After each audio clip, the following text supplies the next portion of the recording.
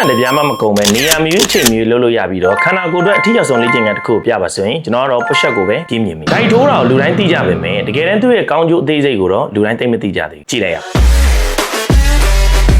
ပထမဆုံးကြိုးကျေးဇူးက push up ကကြွက်သားအများကြီးကိုတပြိုင်နက်တည်းမှာအသုံးပြုရတဲ့ compound exercise တစ်ခုဒိုက်ထိုးလိုက်တာနဲ့ရင်အုပ်ကြွက်သားတွေပခုံးကြွက်သားတွေနဲ့လက်မောင်းနောက်ကြွက်သားတွေကိုတပြိုင်နက်တည်းမှာတန်ပါလာဒုတိယကြိုးကျေးဇူးကအများစုသိပြီးတော့သတိမထားမိကြဒိုက်ထိုးတဲ့အခါမှာ plant position နဲ့ခန္ဓာကိုယ်အဖြောင့်နိုင်ထိန်းထားတဲ့အတွက်ခေါင်းမဆဲတွေကိုအလိုလျောက်အလုတ်လုတ်စေပြီးတော့အဲ့ကြွက်သားတွေကိုတစ်ချိန်တည်းမှာတန်ပါလာစေတတိယတစ်ချက်နေ့စဉ်အလုတ်ရှုံနေတဲ့လူတွေအထိုင်များနေတဲ့လူတွေအတွက်အယိုးစစ်တွေ joint တွေကိုလှုပ်ရှားမှုရရှိစေအဓိကကတော့ပခုံးနဲ့လက်ကောက်ဝတ်တွေရဲ့အယိုးစစ်တွေကိုပို့ပြီးတော့တန်ပါလာခန္ဓာကိုယ်ရဲ့ balance ဟန်ချက်ထိန်းနိုင်စွမ်းတွေပိုကောင်းလာမယ် body ရဲ့ပိုချာကိုလည်းပိုပြီးတော့တောင့်တင်းတဲ့ပုံစံနဲ့ကြည့်ကောင်းလာစေနောက်ဆုံးတစ်ချက်ကတော့ push up ကိုမှန်မှန်နဲ့အကျဉ်းကြီးများများလုပ်ပေးမယ်အကျဉ်းကြီးများများလုပ်နိုင်တယ်ဆိုရင်နှလုံးခုန်လုံးကိုမြန်ဆန်စေတဲ့အတွက်ကာဒီယိုကစားသလိုပဲသွေးလက်ပတ်မှုကိုပိုကောင်းစေကယ်လိုရီကိုလည်းထိထိရောက်ရောက်နဲ့လောင်ကျွမ်းစေ push up ကရိုးရှင်းတယ်ဒါပေမဲ့ပြင်ရတဲ့အကျိုးကျေးဇူးတွေကတော့အများကြီးဒီနေ့စပြီးတော့ဒိုက်ထိုးလိုက်အောင် You have one shot on stage, what you got to play, generic drop